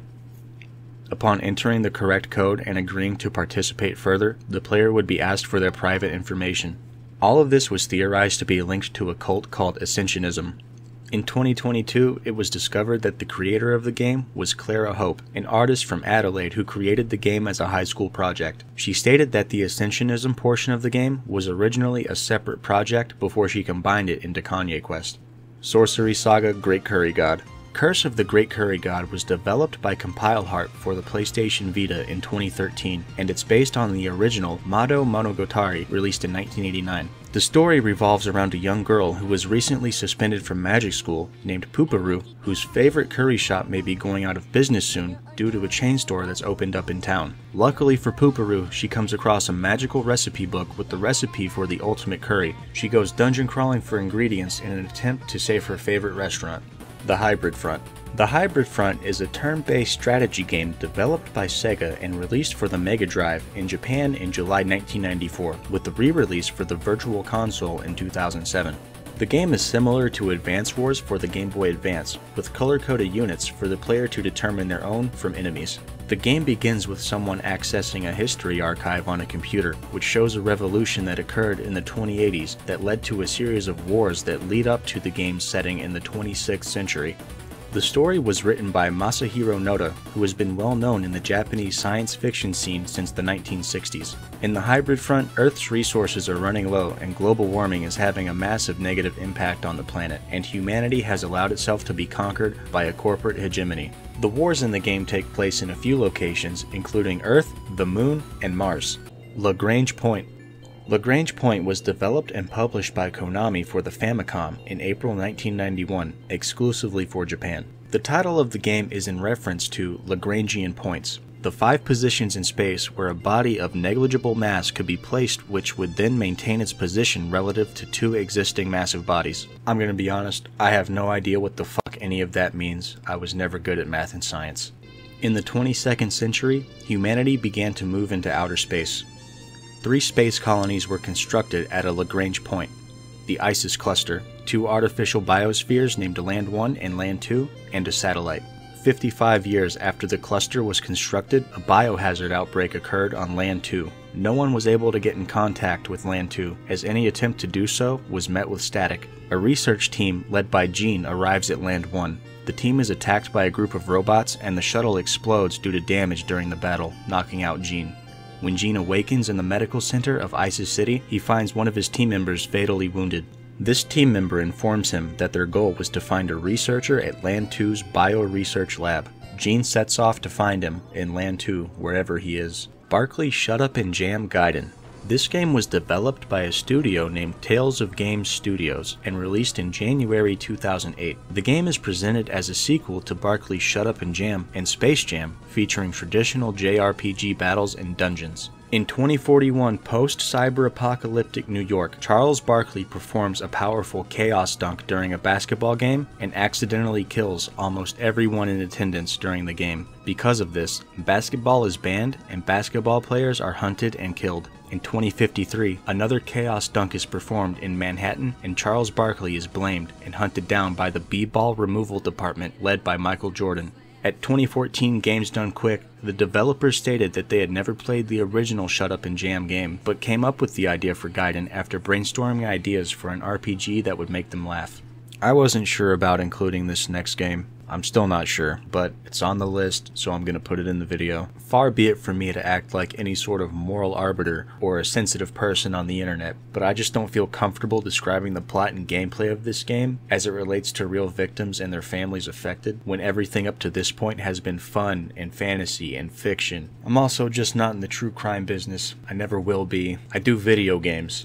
Now that I'm done acting like a moral fig, Super Columbine Massacre RPG was developed by Danny Ladon and released on April 20th, 2005, the 6th anniversary of the tragedy. Ladon always wanted to create a game, but never did due to his lack of game design and programming knowledge. He was inspired to create a game about Columbine by his own experience being bullied and the effect that the incident had on his life. He stated that the tragedy resonated with him since he had once been a loner, a misfit, and a bullied kid in high school. Ladon intended the game to be a critique of how traditional media sensationalized the shooting, as well as a parody of video games themselves. Now we can get back to the real video games.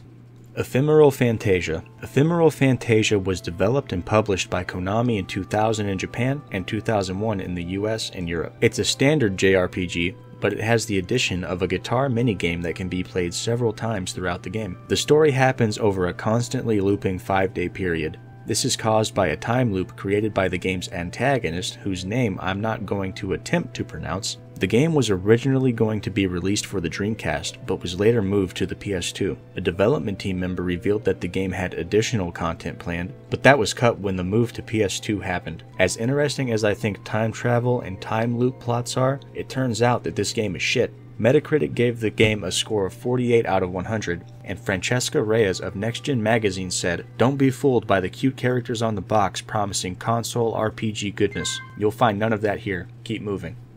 Baroque. Baroque is a roguelike RPG originally released for the Sega Saturn in 1998 by Entertainment Software Publishing, and it was ported to the PS1 the following year. The game was conceived by Kazunari Yonemitsu, who was involved with its design and created the narrative. Baroque was originally in production for the PC 9800 series, but Yonemitsu's wish for 3D graphics resulted in it being developed for the Sega Saturn instead. A remake for the PS2 and Wii was published by Sting Entertainment in 2007 in Japan and by Atlas for the USA and Rising Star Games for Europe. This remake was ported to iOS in 2012, and an enhanced version was released in 2020 for the Nintendo Switch. The game is set in a post-apocalyptic world where an experiment was conducted in an attempt to understand the absolute God. This experiment caused devastating climate change, with humans becoming physically twisted by manifestations of guilt. The experiment was led by a being called an Archangel, and this Archangel guides the protagonist through a randomly generated dungeon called the Neuro Tower in an attempt to find the absolute God and fix the world. With this game being a roguelike, deaths in the dungeon advance the narrative. I'm not even gonna try to attempt to pronounce this game's name, so I'll throw it up on the screen now. This series is the oldest and longest living Chinese RPG series.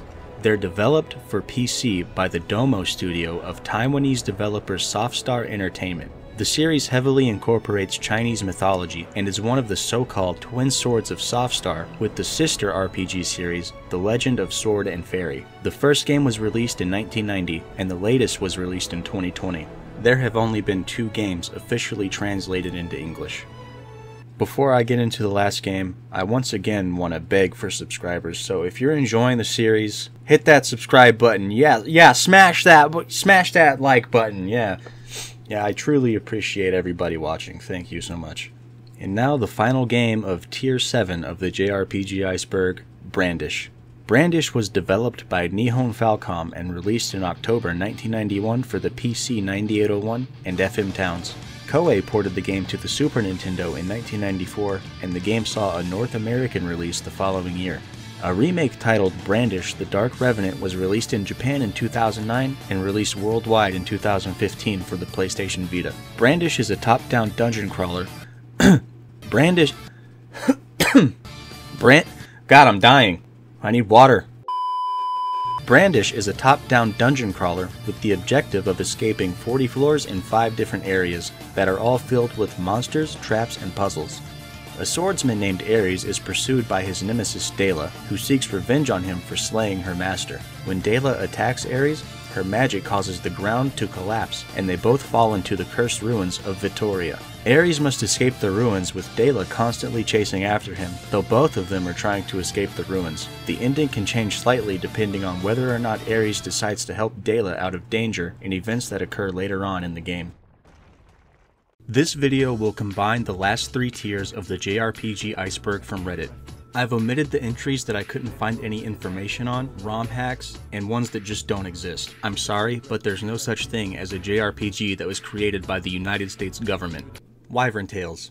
Wyvern Tales is an indie game released in September 2021 for the Atari Lynx of all things. It was developed by Nomad and published by Songbird. What possessed this developer to release a game exclusively for the Lynx in the 2020s is beyond my comprehension. The release was limited to 250 physical copies.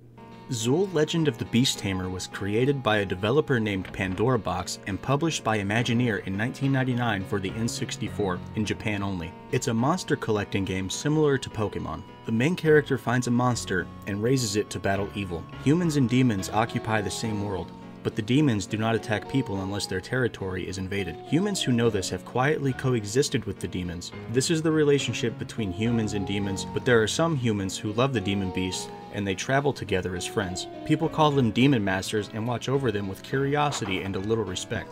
Ihatovo Monogatari was developed and published by a company called Hecht in 1993 for the Super Famicom, only in Japan, as usual. An English fan translation was released in 2018. The story takes place in the utopian world of Ihatovo. The gameplay focuses on collecting items and information rather than fighting battles.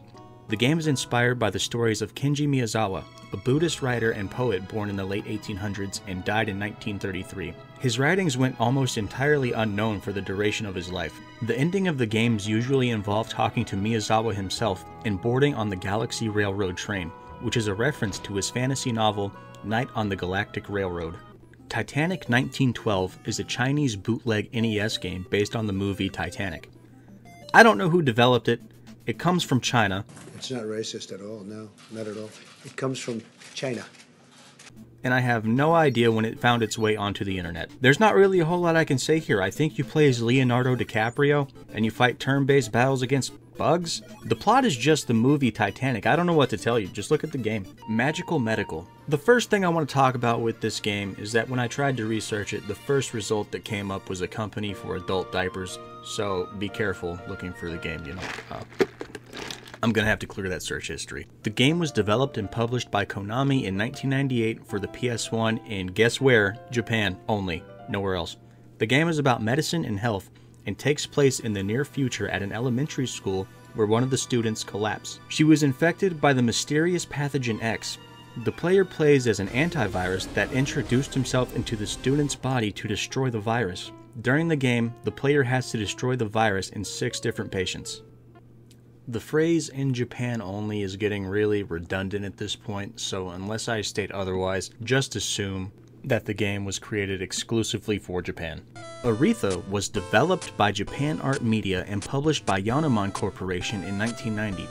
A sequel for the Super Famicom titled Aretha the Super Famicom was released in 1993 and it was developed by GameArts. Aretha tells the story of Ariel, a granddaughter whose grandmother has been turned into a 10-year-old. Ariel is given the task to go to a town that I can't pronounce, but it starts with an N.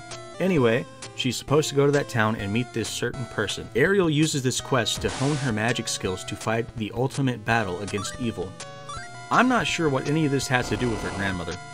Maka Maka was a dumpster fire that was developed by Office Kokon and published by Sigma Entertainment in 1992. The creators were trying to meet a deadline and it was approaching very quickly. They absolutely did not want to miss this deadline, so they just released the prototype version of that game as the official release. It was a glitchy mess, and Sigma Enterprises ended up shutting down as a result. You know what, if this game came out today, they would be fine, you know, billion-dollar company, no joke. I still have not been able to find an English fan translation for this game. I'm pretty sure I read on a forum, I can't remember where, but they say a lot of the jokes in this game are impossible to translate because they just wouldn't make sense in English.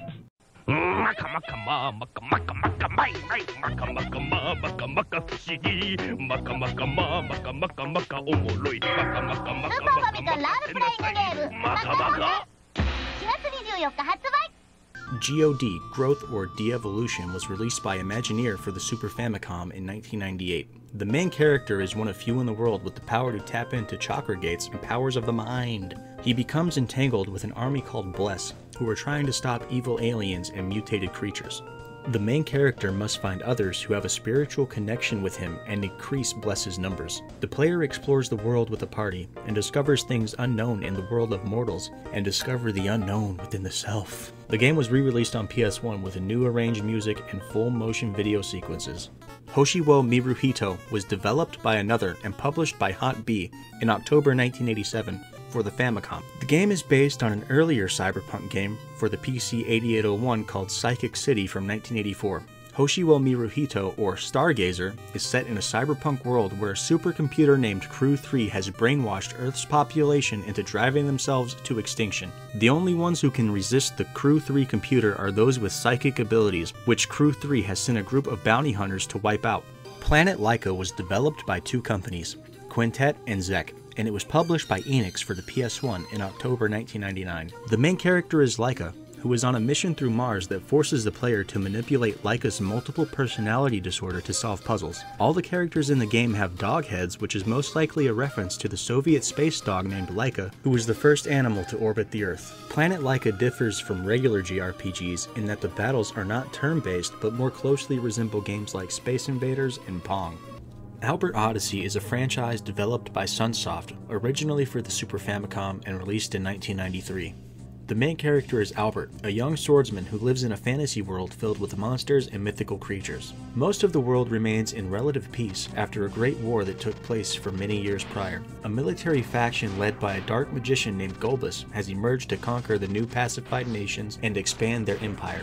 Albert and his friends, along with hired mercenaries, must travel the world and eventually confront Golbus and his forces in order to prevent another large-scale conflict. Albert Odyssey: Legend of Eldine was developed and published by Sunsoft for the Super Famicom, but was ported to the Sega Saturn late in its development and was the first Albert Odyssey game to be released in North America in 1997. Y2K, a postmodern RPG, was developed by an American developer called Axe Studios and was released on PC, Mac, PS4, and Nintendo Switch in January 2019. This game was so uninteresting and boring looking to me that it single-handedly sent this channel into a 7-month hiatus because I didn't want to bother writing anything about it. But I'm back.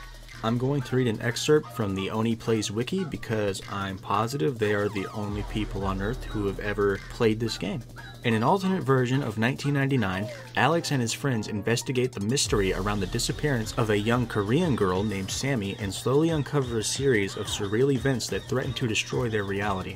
As the game progresses and the in-game date sets closer to Y2K, many aspects of the plot become intentionally vague and are frequently contradicted. This is meant to symbolize the fact that Alex's reality is warping and becoming more unstable with each passing day. Sounds like a cop-out for bad writing, and despite the game being set in the late 90s, the MC looks like a modern-day hipster. Ralphadia was a cancel game that was planned by Taito for the Famicom around 1992. There isn't a whole lot of information online, but there was a user that goes by the name of Akamid83 who found a preview for the game in an old promotional leaflet for in-development Famicom games. Popolo Kroi Monogatari. Popolo Kroi is a manga series written by Tomari Yosuke, and it was adapted into 2 anime series and 5 console RPGs. The title is a combination of 2 words from 2 different languages, the Italian word for people, popolo, and the French word for crossing, kroi, which together means crossing of people. The first game starts with the main character having his 10th birthday. Despite this, the kid is pretty bummed out. Why? My guess is it has something to do with his dead mother. MC goes to see his father and discovers him talking to an unconscious woman, who is revealed to be his mother. That's right, she was never dead the whole time, just in a coma. He finds out that her soul has been taken to the land of darkness, a place where only the dead go, and against his father's wishes, he sets off on a quest to get his mother's soul back. Ushiro is a cancelled horror JRPG that was in development by Studio Level 5 for the PSP. It was announced in September 2008 and was supposed to release the following year. The game was going to tell the story of Reiichiro Ushiro, a spirit with the power to give a person one single wish in exchange for their life. The gameplay was going to be Reiichiro controlling and possessing people, seeing the lives of strangers and battling the personifications of evil in people's hearts through turn-based combat. In 2014, Level 5 CEO Akihiro Hino said that the company was considering new developments for Ushiro. Soon after, a light novel series was written by Lou Goto, and in 2015, a manga adaptation began serialization in Web New Type and Gekon Heroes. In 2016, Hino confirmed that the company would not be moving forward with Ushiro. Despite this, the game remains at a top spot of Famitsu readers' most wanted polls to this very day. Earthbound 64, or Mother 3 Fall of the Pig King, is a cancelled N64 game that began development for the Nintendo 64 DD with a projected release date in 1999. But the future of the 64 DD began to be doubted, and they switched focus to the regular N64 game pack with a new projected release date of sometime in 1998. The game never released because development was taking up resources from Nintendo's newest upcoming console, the GameCube. The game was officially cancelled in 2000, but was brought back into development for the Game Boy Advance in 2003. I think it would have been really cool to see the Mother series in 3D for either the N64 or GameCube. Sad. Startling Odyssey is a series of games developed by Rayforce for PC Engine. They later received remakes for the PlayStation 1. Contrary to the numbers of the game, they progress backwards. 3 would be the first game chronologically, 2 the next, and the last being 1. The series is really hard for me to get a grasp on because of the story progression and cancelled games, so feel free to call me a fucking idiot if I fuck this up. I think the 2 officially released games are Startling Odyssey 1 and 2, with 3 being cancelled alongside another game which I assume was supposed to be a direct sequel to 2, due to it also having 2 in the name. In the game, you play the role of Rob Salford, the Blue God of Death, and are tasked with fulfilling your destiny by stopping the evil Kirubeito, who is creating/modifying dragons to destroy the world. Famicom Disk System Seiken Densetsu. This is another cancelled one. The Mana series was supposed to have a game for the Famicom Disk System that would require 5 discs.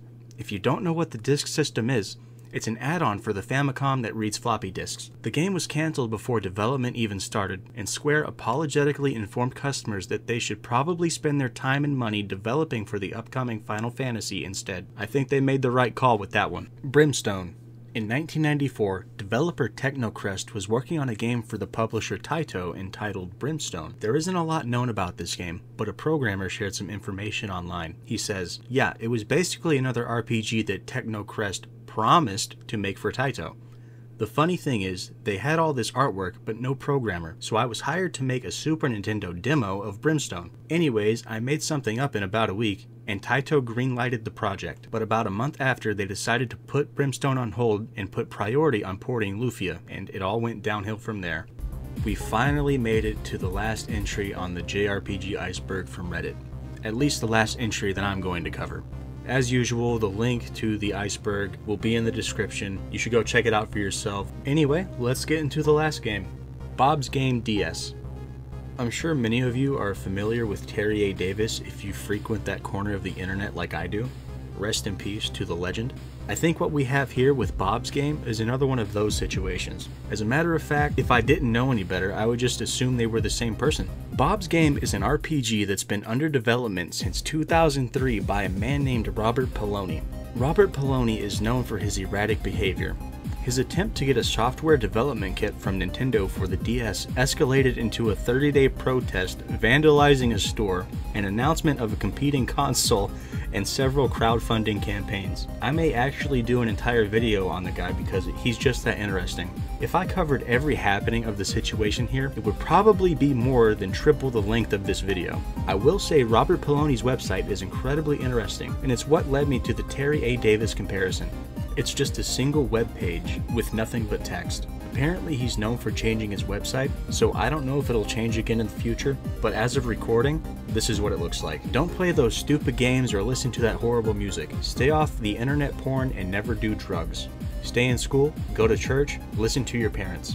My dad says to read Dave Ramsey's Total Money Makeover and basically just don't buy anything, live conservatively, and invest in compounding interest, and then everyone can be a millionaire. I would just listen to him. Well, in that case, if everything is equal for everyone, then a little bit of everything is probably fine if you ask me. Otherwise, we might end up with military space police trying to ban common molecules, unless common molecules aren't actually real. In which case, military space police probably aren't either. Probably they are. Just listen to your parents. Especially don't drink or do drugs or watch pornography if you can avoid it. And absolutely, definitely obey God if he tells you something directly. And follow God's rules. If nobody else actually exists to read this, please ignore it. That's the end of the JRPG Iceberg series, everybody. Thank you all so much for hanging out with me. I appreciate you. I hope you enjoyed all the videos. I enjoyed making them, but I'm glad to be free of this and I can finally move on to a different project. Let me know what you want to see from me in the comments. Remember to subscribe, like the video. It makes me feel good, makes number go up. I don't make any money or anything from this yet. Probably won't. I don't know. I'm just having fun. Thanks again.